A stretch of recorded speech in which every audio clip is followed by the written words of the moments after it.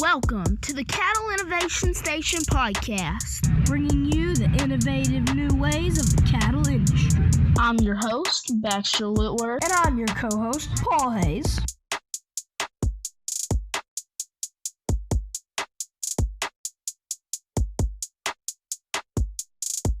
Together, we're going to be interviewing industry leaders of all ages. Here on this podcast, our focus is honoring God and innovating the cattle industry.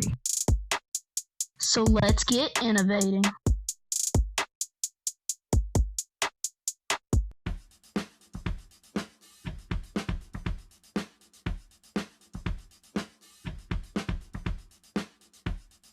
Have you been looking for a place to buy top quality AI sire semen or collect a bull of your own? Well, look no further than Elgin Breeding Services. Located in Elgin, Texas, Elgin Breeding Service is not only one of the best breeding services in the business, but also has superior customer service. Contact them at ebsbull@elginbreedingservices.com or by phone at 512-285-2019. Again, that's 512-285-2019. And visit their website at elginbreedingservice.com.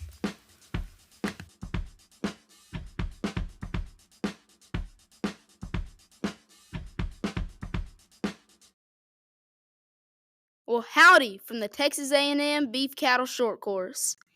This is the Cattle Innovation Station podcast. And I'm your host, Baxter Whitworth, and with me here today is my co-host, Paul Hayes. How are you today, Paul? I'm great, Baxter. I'm ready to get this podcast started. How are you? I'm good, and I'm excited for today's episode because our guest today is Dr. Andy Herring. He is the John K. Riggs Beef Cattle Professor and Associate Department Head of the Texas A&M Animal Science Department. So, let's get this interview started. How are you today, Dr. Herring? I'm doing fine. How are you guys today? I'm good. Well, Paul, you want to start us off as always with the icebreaker questions? Yes, Baxter, I would. So, Dr. Herring, we'd love to just get to know you and share not really knowledge, but just some fun facts of you with everyone listening. And that one of those is what's your favorite place you've ever visited? That's a tough question to lead off with, guys. But I would say I've got probably two answers to that instead of one. I may not be answering questions y'all want me to. But my favorite place is home with my family. But I don't visit there, right, because I live there. But probably the favorite place I've ever visited is Myanmar. Have you ever heard of that? Is that country used to be called Burma? Yes, that's right. So that's in Southeast Asia, and it's a place that's just really different than a lot of things that we see here. And I got to go there and meet with lots of cattle producers and learn about their industry, and it's a really interesting place. That's cool. Well, that sounds really cool. What's the terrain around there, and how do they ranch on that? Is it parts of the United States, or is it very different on the terrain? So part of the climate is a lot like it is in Texas. It's real variable. There's some places it's a whole lot wetter than East Texas. So there's some places they might get 70 or 80 inches of rain a year. And then they also have some areas that are pretty dry. So they would get 20 inches a year or so. The main thing that's different about their industry is that they don't ranch like we do. They use cattle for lots of different things, including pulling plows and wagons and things like that. So there's a lot of people there that have cattle, but they usually don't use them the same way that we do here. Well, that sounds very interesting, and that'll go on my bucket list of places to go visit outside of the country. Oh, I don't know how much longer we can keep asking this question because our bucket list is building. Definitely. And then I know I'm a huge music list. I love listening to music, and I imagine that's a long ways away, so you'd need some music to listen to on your way there. So what's one of your favorite solo artists or group and band? Well, I like lots of different kinds of music. So I like some older country music. So have y'all ever heard of Buck Owens? I have. I can't say I have either. Okay, well, so there's some old music from the 60s and 70s from where Buck Owens. some newer. I like Texas Swing. I like George Strait, Sleep at the Wheel. There's some newer.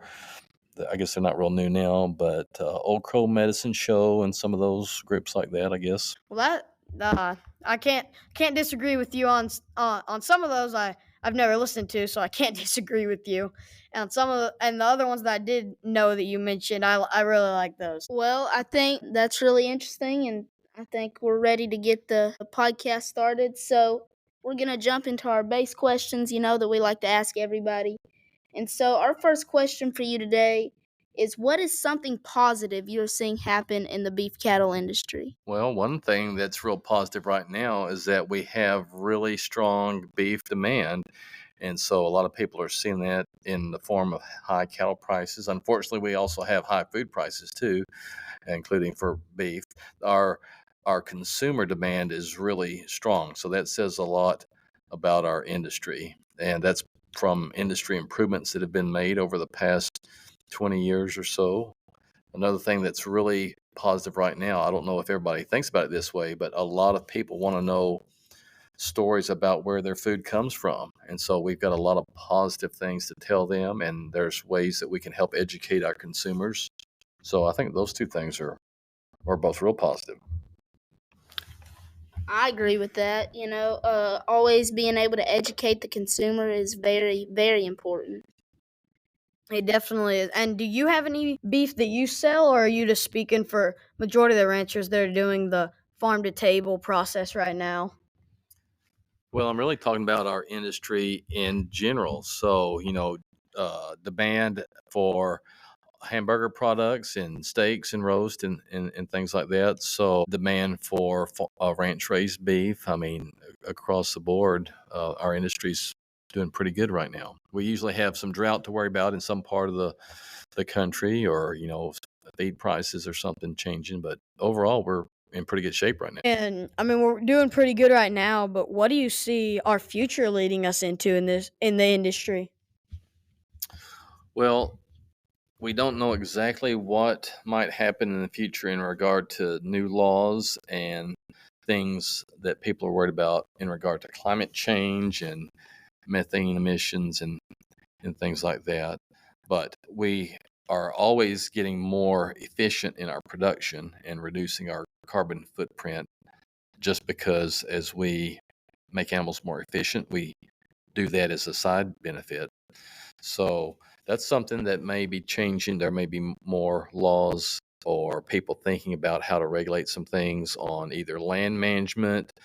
There's also more business opportunities probably developing in regard to carbon credits for people that are managing grazing lands in good ways, and some things like that.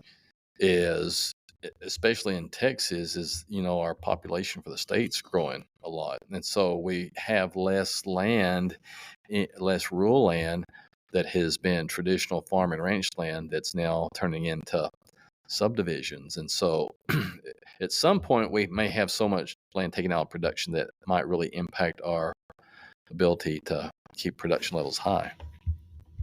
So, and along with that, do you the government could do something to, I mean, I don't know how this would work really, but do you think the government could do something to reserve land for beef production so we never stop supplying the big demand that we're in right now for beef? That's a good question. Is there something that the government could do? Maybe. Does that make me a little nervous? Maybe.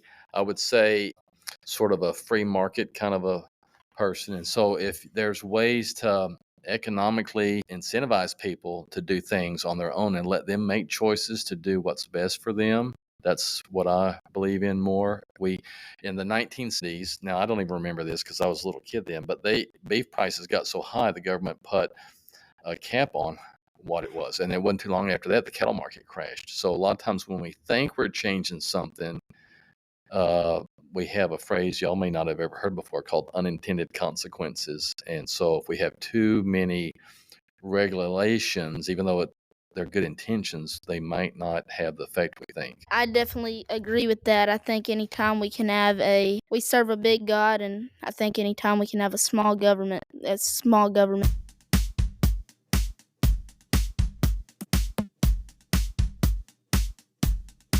If you've been looking for Brahman cattle with a good genetic background, contact 79 Cattle Company, selling reliable Brahman replacement heifers, Brahman show prospects, and Brahman bulls.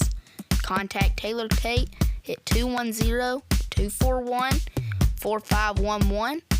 Again, that's 210-241-4511. Or contact Mallory Tate at 210-861-0155, 210-861-0155.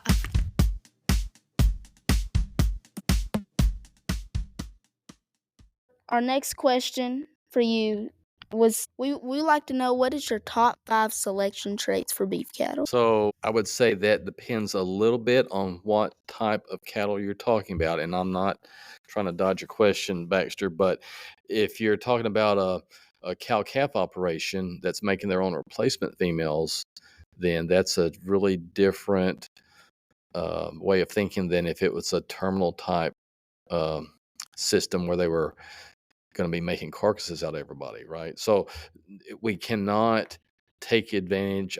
We cannot take for granted fertility.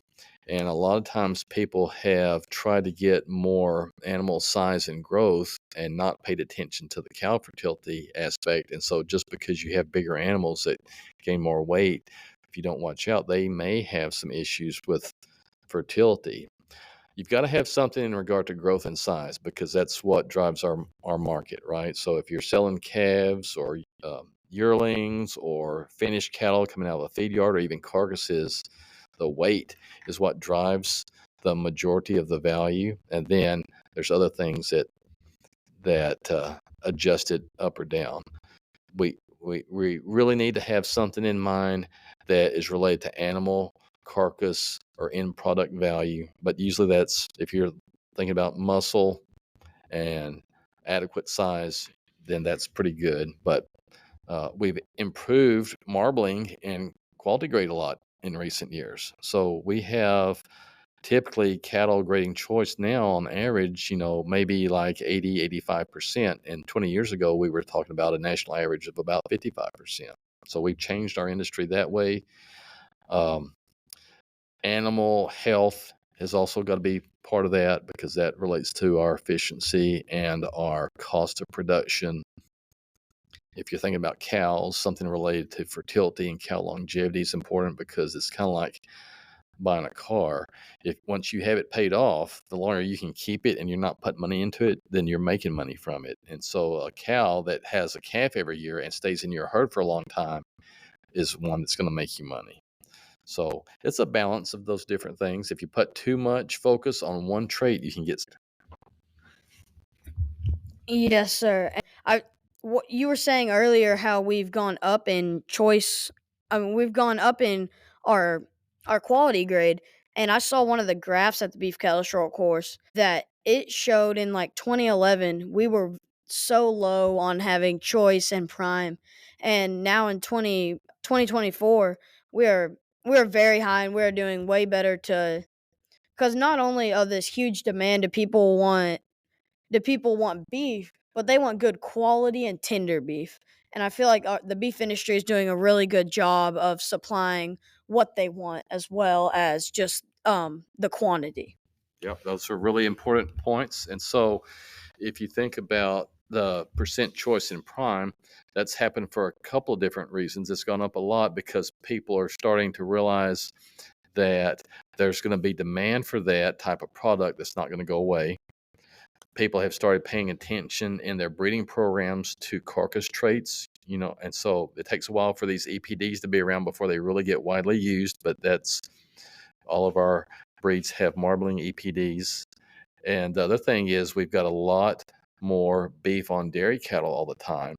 And so our dairy breeds have an advantage on marbling too. And so those type of animals in our system allows us to have more production and also more high quality grades. Yes, sir. That's true. I kind of want to go back to something you said, you were talking about a second ago with the fertility and having a calf every year and being productive, and I definitely agree with that, because you can't make any money unless you're producing calves. So I definitely want to agree with that. And then just moving on to more of a leadership standpoint, a good question I like to ask everyone is, what do you look for in a good mentor? And I know that almost everyone's have had good mentors growing up. So who's been the good mentor to you? And just first describe what you look for in a good mentor. Okay, good question, and it's important. So I would say if you were looking for a mentor, one thing that you might want to keep in mind is that this should be somebody that they care about how you turn out in life, right? So they care about what kind of person you're going to end up being, and that might be more important than what their training is in or anything like that, right? So, but somebody that cares about your success, they can't care about it more than you do, but want to see you succeed. So, I think that's important. The other thing is they want you to succeed in the right way, not by breaking laws and things like that, right? So that goes without saying. But character and integrity are important. Um, Somebody that you can trust, somebody that you think is honest and genuine is important, right? And so I think those are probably some of the main things I would think about. Now, you asked who some of my mentors were, and so I would say my dad would probably been my biggest one. So I grew up on our family cattle and sheep ranch on the edge of Coleman County and Reynolds County, a little town called Talpa, Texas. Y'all probably never heard of that. I used to tell everybody that I graduated as High Point boy from my high school class. And then I had to tell them there were 6 girls and 2 boys. So that's not too impressive, is it? That's funny.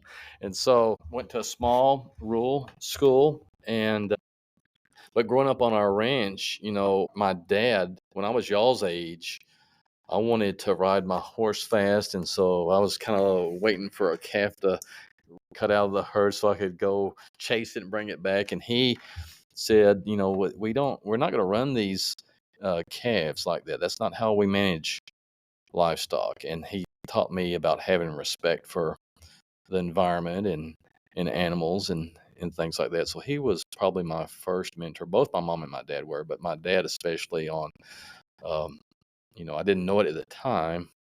He was trying to prepare me for being a man, but you can't do that overnight. So I've had lots of good teachers in elementary school and junior high and high school, and college professors and people I've worked with. So it's a big list. I want to go back to what you said about integrity. And, there's some people that are mentors to people and help them succeed, but to find a mentor that wants to help you succeed but do it honestly, that is something that is unfortunately getting harder and harder to find. I'm grateful for the people that I've found that help me do that. And just a kind of a comparison, like people who want to help people, not only in just a daily lifestyle, but like right now, what's going on the Olympics. All those coaches, I mean, I can't imagine how good of mentors they are to those athletes out there, but they got to be a good, right type of mentor. And I can just imagine they're just like you're saying, want to help them succeed, but aren't going to do it in any cheating, lying, or anything like that. They might be cheating or get them kicked out. I agree with that 100%. And so y'all may not have ever heard of this, but since we're here on the A&M campus, have y'all ever heard of the Aggie Honor Code? Aggies don't cheat, lie, or steal, or tolerate those that do. That's right. So we might not have that going on in every single case, but I think we try to emulate that, right? And so you don't have to be an Aggie to have that sort of thought process, but that's something here still that I think we still have that. Funny story. I was actually right before this interview outside out in the hall, and I've never had a written version of that code. I just have it memorized in my head. And I took a picture of one of the posters out on the wall that said that. And I just for a reminder to me, but it's a good code that I think if you don't know that someone knows it, you should definitely share it with them, Aggie or not. That's a good code to live by. It is a good code. So I want y'all to remember that, but I want you to make me a promise right now. Don't get that as a tattoo. I can promise you right now I won't. I'm never getting a tattoo, no matter what. I I'm mean, not mouthing tattoos. I'm just saying y'all don't need to worry about that right now. yes, sir.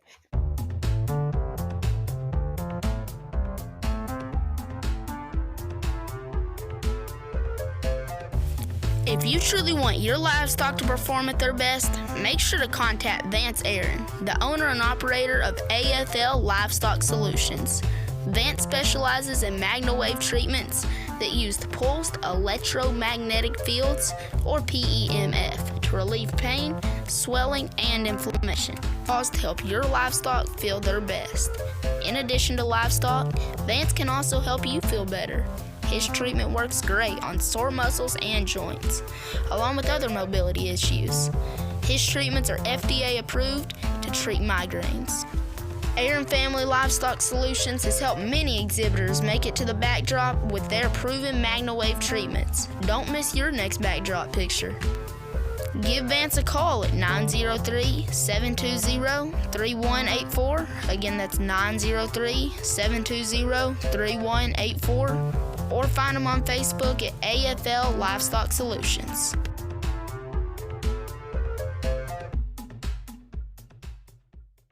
And then, so we're gonna go ahead and move on to our next question that we like to ask everyone. That's really what our podcast is all about: innovating cattle herds. So, and the question would be, what's your advice to ranchers in Texas, in the U.S., all over the world? What's a piece of advice you'd give to them to help them innovate their herd? Well, one thing I would say is you have to really know what your animals are doing, and it's hard to do that if you don't keep track of records, right? So our seed stock people are used to thinking about that, but we have some people that think, I can probably guess calf birth weight pretty good, and so I'll just guess the weight because I weighed several, and you're not precise if you're doing it that way, right? And so no matter we want to improve, we've got to have accurate measurement of that. So accurate record keeping and animal ID is really important, and we have more opportunities on how to do that now. I would say a lot of people, especially, well, all cow-calf producers probably, if they haven't gotten serious about trying to be more profitable, may not do a good job of keeping track of all their expenses. Because in the commercial world, the people that are the most profitable don't always have the best cattle, but they don't let their expenses get out of hand, and they have sort of a balanced approach to production. And so, the biggest weaning weight calves are good as long as you have a high percent calf crop weaned, right? But if you have to trade off, do I have 10% less weaned calves because I have fertility issues so that I can wean 700-pound calves, you might not be more profitable. Does that make sense, Paul? Yes, sir, it does. And I just wanted to go back about keeping records, because I think that is extremely important, not only in the seed stock industry. Of course, the seed stock industry really pays attention to that. But I say seed stock industry, the seed stock part of the beef industry. And I just think every part of the beef industry, that's really important. And that's something that we're starting to implement more nowadays than we used to. Because used to it was all pen and paper, and a ton of people didn't want to do that. And now there's a lot of apps that help you to organize that and all your information. And I think that's really good. And when I was at the Beef Cattle Show, of course, I know you shared a story about how when records weren't kept, some calving weight could be a problem. So, do you want to share that story maybe? Well, that story was really thinking about making some different types of Boscinicus and Bos taurus crosses. And so, is it okay if we have a minute or two to talk about what those mean? Oh, absolutely. So, Boscinicus cattle, most people are familiar with Brahman. And so, Boscinicus is one subspecies, Brahman, and those kind of breeds belong to. And so, Brahman is our main type of Boscinicus cattle in this country, but in some parts of the world, there's Boscinicus cattle that look quite a bit different than our American Brahman. And then our Bos taurus breeds are those European, British dairy breeds. And those two types of subspecies of cattle came about from two different domestication events. So the one that happened in the Middle East happened first, and that gave rise to all the Bos taurus breeds and descendants. They weren't breeds until later in time. And then the one that happened in around modern day India led to the Bosniacus cattle. And so when we cross those different breeds in certain ways, we can really get some big differences in calf birth weight. So we were making some different crosses and producing cattle for red Brangus, making some different first generation red Brangus cattle, and had a calf so big that we couldn't pull and we had to take to the vet, and it was a 142-pound bull calf that happened to be because some of these reciprocal differences. When we have Bos indicus as the sire side and Bos taurus as the dam or the cow side, we can get some really big birth weight calves. And as we learn more about cattle genetics in general, we learn about how there's maybe some unusual things happening. Do you think it was partially just that cow having high? Like, did that cow normally have a little bit of a higher? Or was it? Do you think it was just the reciprocal differences? Because I think that'd be a really interesting topic that I don't know if we have time to fully cover right now in this episode, though. I don't remember the specifics on her. We did keep records on everything. And so, I would say the U.S. beef industry has really done a good job on keeping cattle records beginning in the 1960s. And so there were different breed associations that were doing some things. But there was a new organization called the Beef Improvement Federation, BIF, that was organized in, I think, 1968, 67. And that kind of led a lot of different breed associations and more progressive cattle breeders to start thinking about what's the best way to try to manage and keep performance records. A little story on that. So when I was in high school, I talked my dad into buying our first computer because I told him we could keep cattle records on the computer instead of having to write everything down on a tab. And I bought a game to play, and I ended up playing Michael Jordan versus Larry Bird basketball on it more than we used it for cattle records. So anyway, that's when computers in the 1980s is when people were first starting to use computers for some things. So we eventually did get everything on the computer, but that first one didn't do much on the cattle record side. It's just at a slower rate. It's okay. You're just testing it out. Yeah. Making sure it worked. Well, I guess after more than a few minutes, we're going to go ahead and get to specified interview questions specifically for you. So I want to ask you, how did you get to the point you're at today? But also, what do you do on a daily basis within your job? Okay, well, let me ask, Baxter, are you asking me who we should blame for how I am today? That's a joke. No, sir.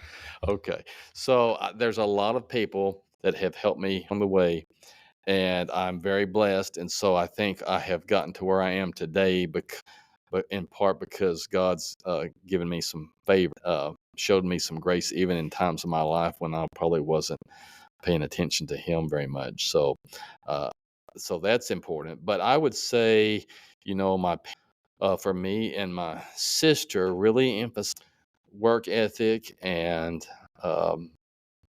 school was important, and it wasn't everything, but there was time to play and relax, but when it's time to work, we need to concentrate on work. And so that takes a while to learn, and maybe I took longer than some others, but that was really important. When I went to college, I didn't know if I wanted to stay ranch or go to vet school or things like that. But I knew I wanted to do something in animal science. And I would say, as long as you're studying and learning about things that you're interested in, it's going to lead you down a good path. If you're doing something that is just doesn't feel right, or you're really not, when you're young, that's time to change directions a little bit. I was advised college students for a long time, and I have told several of them over the years, it's a lot easier to look for your dream job when you're getting a paycheck. So, don't be afraid to take that first job, because a lot of people don't stay in that for forever, for sure.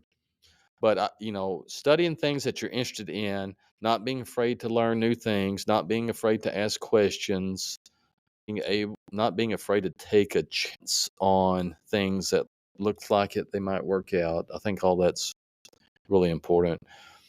When I started graduate school here, they asked me if I wanted to teach some of our animal science classes. And I said, no, I do not. And they said, would you like to have a paycheck? And I said, yes, I would. So I would have never gotten into teaching any college classes if I hadn't been forced into. So if you can keep an open mind and, maybe step out of your comfort zone a little bit, you might lead to some things that you really wouldn't have thought of otherwise. And do you enjoy teaching the college classes now? I do. And so I would have not have done that on my own, but I have been here on the faculty at A&M for 22 years. And I said before I was at Texas Tech for 8 before that. And when I was in graduate school, I taught the lab part of a lot of classes. And so I enjoy teaching. It's fun to see somebody actually care and learn something new the first time, especially when it's hard. But then later on, it's interesting to talk to them and hear them say, um, what we learned was important, or you taught me how to think about something a little bit different way. And so I enjoy teaching a lot. So, as well as teaching in your job, you do research, right? Yes, sir, I do. On Through your research, what are some of the most important research projects that you have done that have helped the beef industry or come out with new studies or improved studies that haven't been done in a long time? Well, I don't know if everybody has the same opinion on what's the most important or impactful, but we've done a lot of work here, and I'm part of a group with several people of looking at performance of different types of American cattle, and in particular, different types of Brahman and British crosses over the years. And I think one thing that we did a few years ago that was really uh, interesting and made us learn some new things was we had cattle that were being produced in what was called our McGregor Genomics Project that was based on Boston and Bos Taurus, half and half Angus and the Lore cattle, actually. And so we have DNA on all those animals, and we took the steers and gave them some different vaccines for respiratory disease, and then challenged them with a strain of BVD virus and evaluated feed intake and immune responses and growth and things like that. And just seeing how much variability there was in how animals responded to that health, uh, that pathogen challenge, it was all over the board. And so that was kind of eye opening for me. And I think that's helped us think about, this animal health aspect is really complicated, and animals can be healthy a lot of different ways. They can be unhealthy a lot of different ways.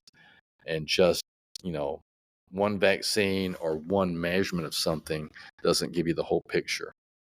But most of our work's been done with some type of crossbreeding and looking at overall increase in production efficiency. So if I'm not mistaken, Texas A&M is a tier 1 research university, is that correct? Yes, that is correct. And so there's several research universities around the country that receive a certain amount of research grant dollars annually and put out publications, and we are a tier 1. So, I know you've done a lot of research projects in your time, but what was one of your personal favorites? I mean, it doesn't have to be anything scientific breakthrough. Just what was your just funnest favorite one to do? Well, I'd say when I was working on my PhD, something that was really interesting was, have y'all ever heard of Thule cattle? I can't say I have. Me either. Have you ever heard of Boran? Boran? Boran, Boran. I think I've heard of it. I can't say I've heard the name. So those are two African breeds. And so in the 1990s, the U.S. Meat Animal Research Center in Clay Center, Nebraska, and some other universities were working on evaluating some new breeds of cattle. And so this was at our research center in McGregor, Texas. And so we had Angus and Hereford cows, and they were bred by AI to Brahman, Baran, and Thule bulls. And I got to be involved in some of the first work with those African breeds here in the United States. And so I had never heard of those breeds before, and that kind of opened my eyes. And that's not what I did the rest of my career, but just getting exposed to new stuff like that was really, really neat. So that's been pretty interesting. Another project that we've worked on a lot over the years is looking at cattle temperament. So I mentioned our McGregor Genomics project. So we temperament scored after weaning probably close to 1,600 cattle in that project over maybe 6 or 7 years. And the way that we did that is there would be 4 of us in a big alley, 2 on each end, and one of our coworkers would open a gate, and one calf at a time would come in that alley. And so we would give it 60 seconds to see how it responded. And so we were looking at several different traits, but we put that on a 1 to 9 scale, and just seeing how cattle would react in those situations was really interesting. So I'm glad we are not doing that anymore, because as I've gotten older, I might have more things to break, and we had to get on the fence a few times, because there's some that want to hurt you. Most of them don't, but there's some that are really aggressive, and there's others that are just as calm as can be. I think that's any breed of cattle, though. I think, this is me loving Brahmins, but I think, Brahmins can get a bad rap. But there are any breed that have crazy cattle and calm cattle. So I would say something about that, Baxter. So I would say in Bosniaca's cattle, they remember really good. And so, I think they're probably a little more responsive sometimes than some other breeds. So if you treat them well, you're not going to have any issues. But there's some that, if you get them started down a bad path in life, they may get a lot worse. And they may remember what you did to them the last time, and they may still be mad about it. they're part elephant. So, do you remember any of the results? Were they like all over the board on which breed was more calm and which one was more a little meaner per se? I mean, not, you know what I mean? Well, so all those cattle were the same mixture of breeds. They were all half Angus and half Nelore. Oh, So they were all the same breed. And so we knew what families they were out of, different bulls and things like that. But what Baxter said earlier is right. In every breed, you've got a lot of variation in that trait and every other trait too. So, different traits are more heritable than others. So, how heritable is docility, and how much does genetics play a role in that versus the environment? So it's very heritable. We say the heritability of a trait is, if you look at all the variability in when you measure something, we would call that the phenotypic variation. The phenotype is how we measure the trait. And so the heritability of temperament is probably maybe something like 30 or 40%. It depends on the breed, and it also depends on how you measure it a little bit. And I would say that temperament, on when you score that, really how useful that is and what you see depends on when you're evaluating it on that animal. So like if you were going to make decisions about docility and which cows to cull, I would not do that when she's got a newborn baby calf, right? Because they are protective, and there's some cows that are just totally fine with the world unless she's got a baby calf.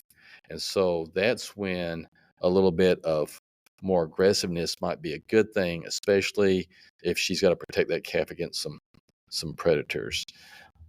So when you evaluate temperament is important, not just the fact that you're evaluating it. EP Cattle Company. Owned by Eddie Wilson, EP Cattle Company is home of Sir Rouse Handshake. Rouse Handshake is a sound-structured, heavy-muscle bull that is really bold-ribbed. So it comes with no surprise that he is a Fort Worth and San Antonio Junior Show Division Champion and Rio Grande Valley Open Show Division Champion. He is a grandson of BRC Noble and JDH Shank Manso, and is also a great-grandson of Mr. H. Elijah Manso. You can contact Eddie Wilson or Nicole Wilson on Facebook at EP Cattle Company. So remember, if you're looking for some well-performing, registered Brahman genetics, contact Eddie Wilson on Facebook.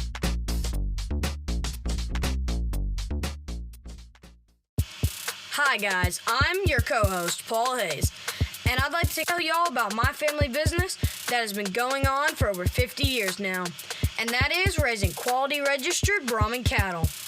Our ranch is called Flat Rock Brahmins, and we have locations in Glen Rose and LaGrange, Texas.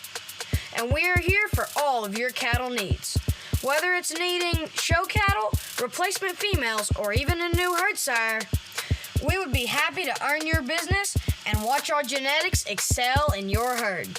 You can contact me by email at paulhayesv@icloud.com or my dad, who helps manage the ranch, at paulhayesiv@icloud.com, or over the phone at 817-964-2752.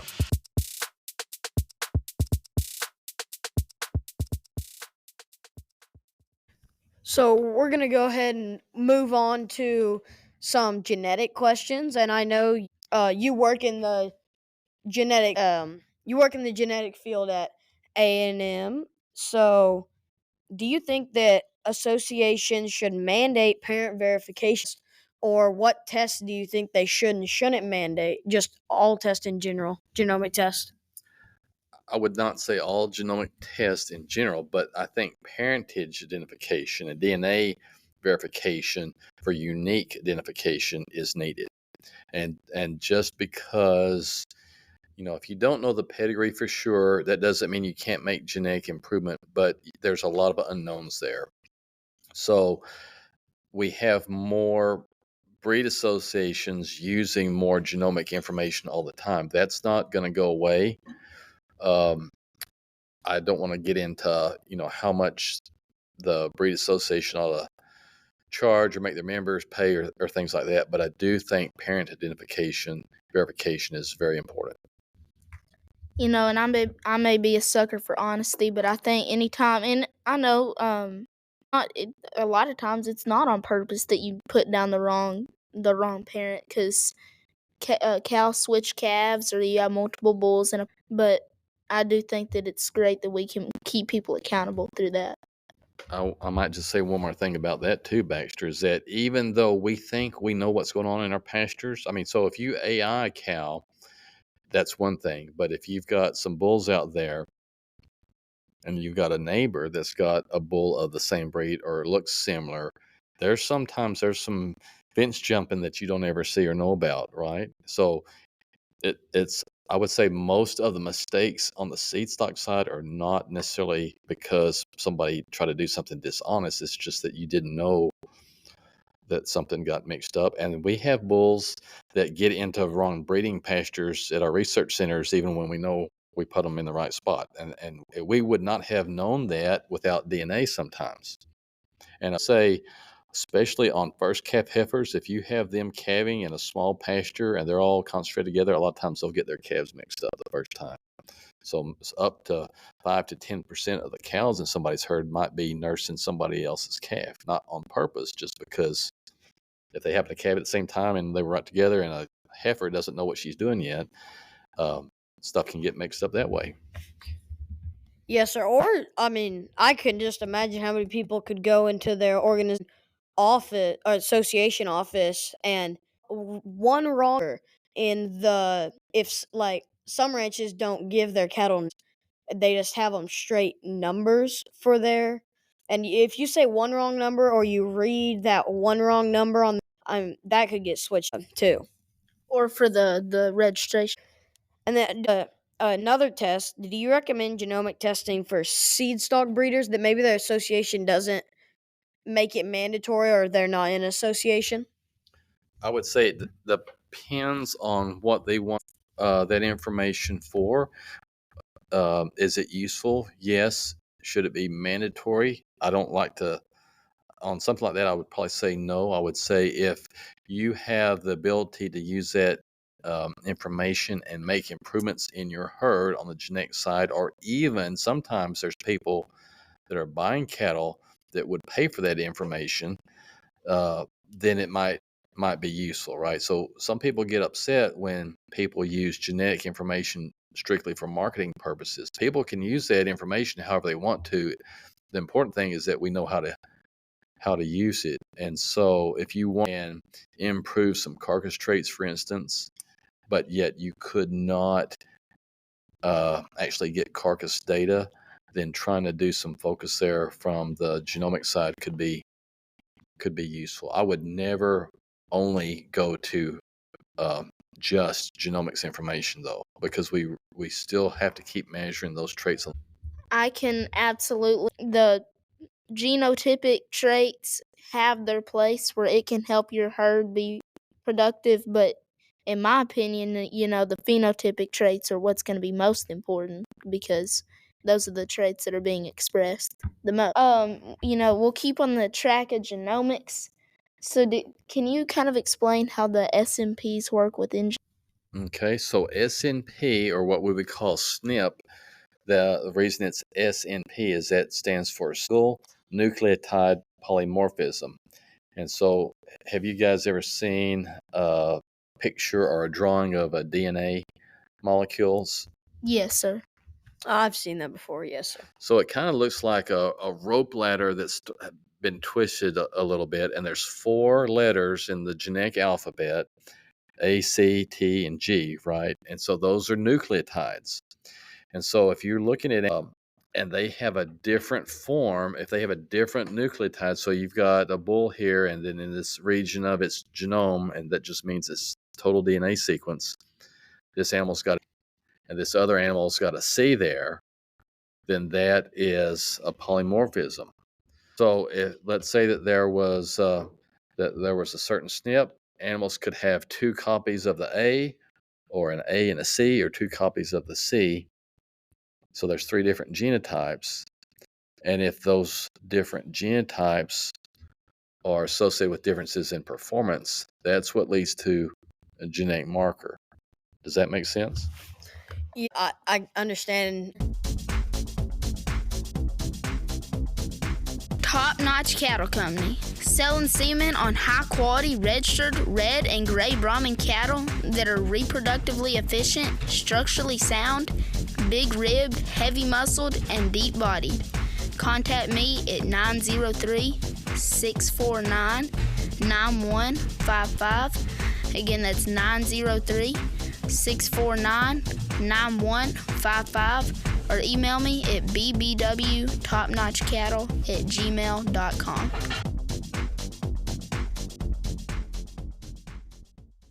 So we've talked about some of these genetic technologies. So how do these technologies help with production efficiency for cow-calf production?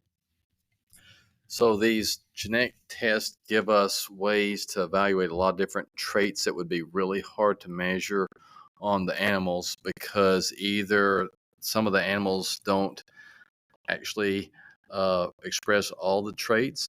You have a scrotal circumference EPDs on cows, right? But they don't have scrotal circumference. Well, you can evaluate carcass traits on animals if you know there's a good relationship between the genetic test and carcass traits without getting carcass data on every animal. So we always want to keep measuring the traits that we think we're improving, but these different tests allow us ways to maybe be a little more precise in how we breed cattle and think about how all of our different traits work together, and it really gives us some opportunities to think about some big picture things.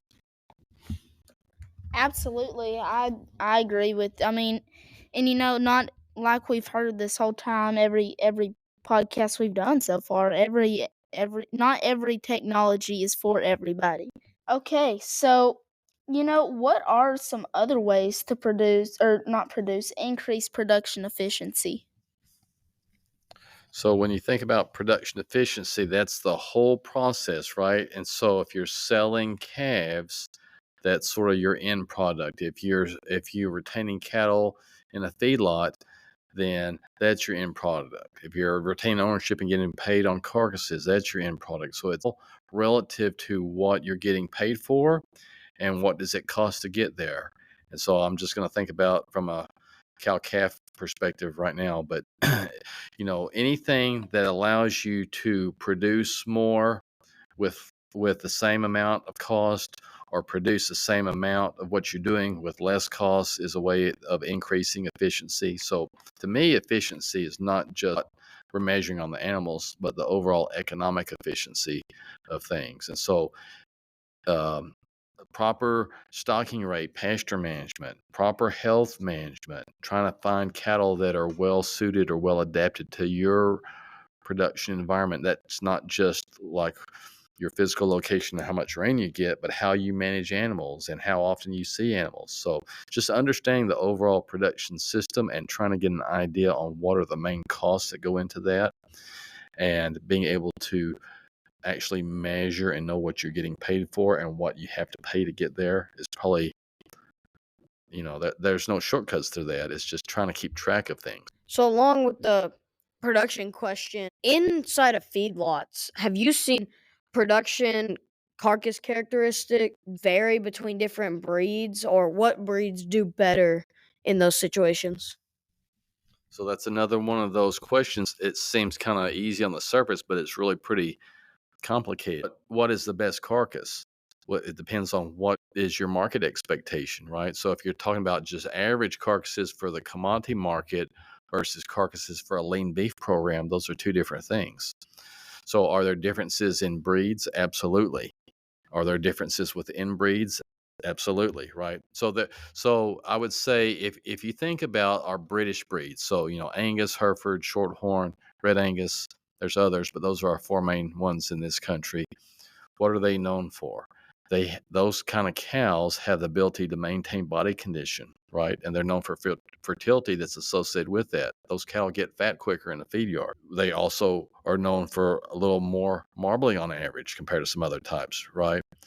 So our continental breeds are known for being more muscular and genetically lean, and there's differences there, and some of those on how they marble. So there are breed differences for all those different carcass traits. Which one is the most important to you depends on how you're getting paid on those carcass traits or what you want to produce. Right. And I just want to make sure this is would Herefords be included with the other British breeds there too? Okay. Yes. Didn't want to leave the Hereford guys out. They might get mad at us. Yeah, I mentioned everything. Oh, you did? I'm sorry, I didn't hear you. So, we've talked about how different breeds have different genetics. So, what are some genetic influences on cattle's reproductive and productive systems throughout, different breeds? So the way that we think about how much genetics impacts different traits is related to that term we mentioned earlier called heritability. And so if you think about things like cow fertility, percent calf crop born, how fast a cow starts cycling after she had a calf, and those kind of things, those really female fertility traits are usually low in heritability. What does that mean? That their performance doesn't indicate their their genetic value very well. So it's hard to make change in those traits by selection. But the good news is those kind of traits have a lot of hybrid vigor, and so we can improve those through crossbreeding. But usually a lot of reproduction traits, especially female fertility traits and survival health traits, are low in heritability. So they're hard to change by selection. You can do it, but those have a lot of hybrid vigor.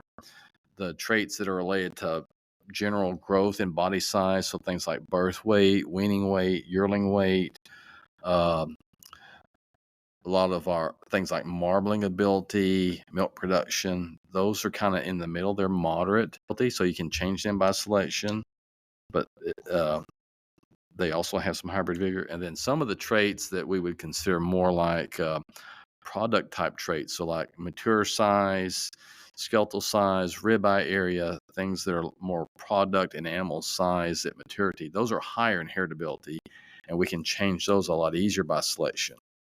The other side of that is they don't have much hybrid vigor. So there's kind of trade-offs there depending on what kind of trait you're talking about. Right. So you were talking about how there's different levels of heritability, and we kind of already talked about that a little bit. but I know that some traits have more genes that affect them than others. Does that affect heritability with the amount of genes that affect certain things? That is a great question. We don't know because we still don't know how many different genes there are that affect a lot of these different traits. So if you think about this area of genomics, we know a lot, but there's still a lot of unknowns there. And so most of those traits, have y'all ever heard of a bell curve? I feel like I've heard of it, but I can't think of it. What about you, Paul? About the same as Baxter. I can't put a finger on what it is, but I feel like I've heard the name before.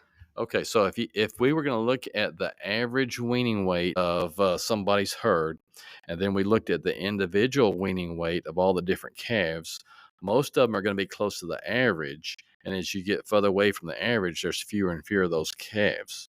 And so if you were going to plot that out on a graph, it looks kind of like a bell curve because it goes up real high and it peaks at the average and then it comes back down, and that shows the distribution of those phenotypes in that herd.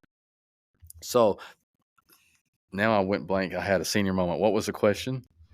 Well, so it was if there was different traits, or the more genes that there are for a trait lowers or raises heritability. But I was gonna say I've seen those graphs all this week and I've heard that before. Now I've got to put it to the, I'm not gonna say a face to the name, but something like that. Yes, thank you. So what I was getting at there is that there's a lot of different genes that affect animals' differences in performance, and there's probably a lot of genes that have a very small effect on our quantitative traits, and our quantitative traits are the ones that follow a bell curve. Well, you've had great answers the whole episode, and I think we're running a little long on time, but there's nothing wrong with that because the longer we run, the more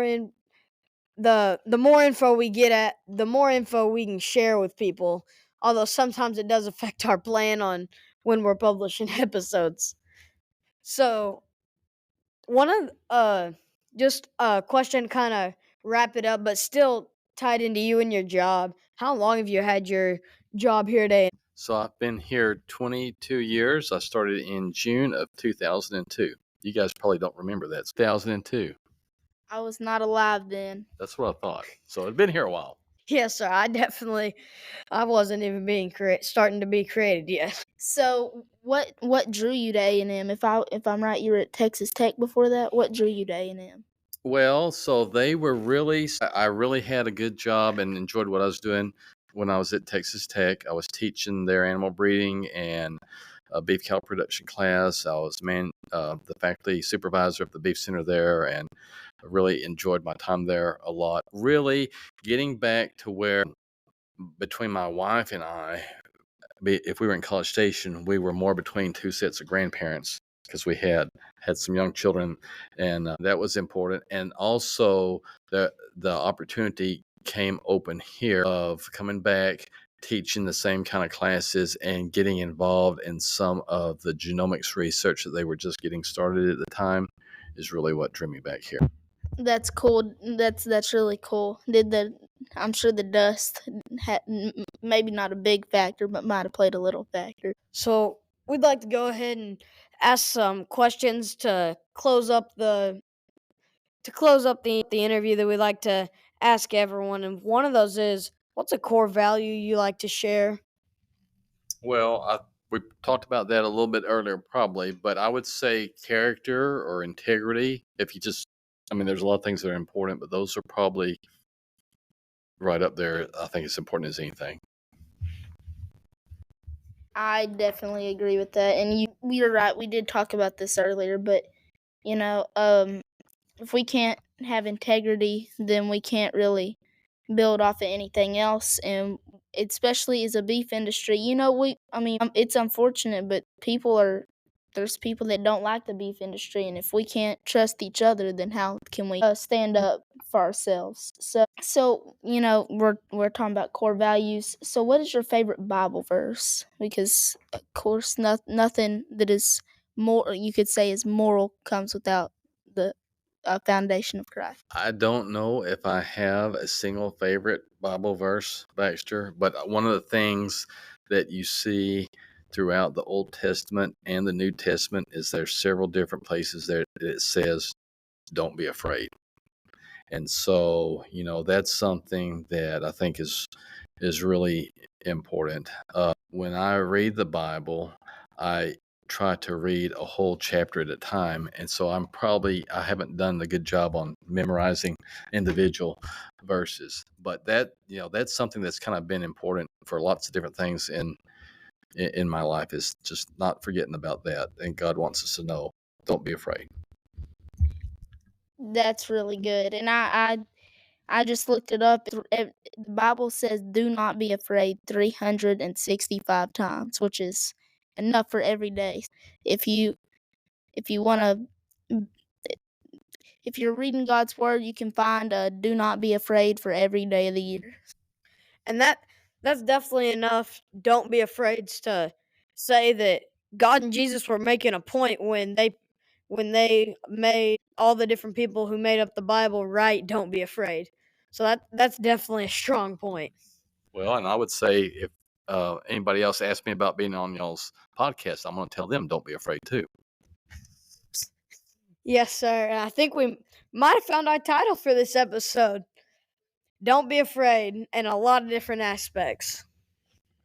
Well, thank you so much for being on our podcast. And is there anything else you want to share? Anything that you wish we would have asked you that you wanted to share with everyone listening? No, I think we hit the main points. I appreciate y'all's time in doing this, and good luck in the future. Glad to get to know both of y'all. Yes, sir. It's nice meeting you, and thank you for dedicating your time to this as well. Thank you so much. Well, I hope everyone learned something today. We're going to go ahead and wrap up this episode. So keep learning and innovating the cattle industry, and don't be afraid. Hello, guys. Thank you for listening to the Cattle Innovation Station podcast. We want to make this podcast better. So if you would, please like this episode and leave us feedback in the comment section. Something else that helps make this podcast better is when you respond to the polls. So if you're able, please respond to our polls. Help us make this podcast as good as possible. Thank you, God bless, and have a good day.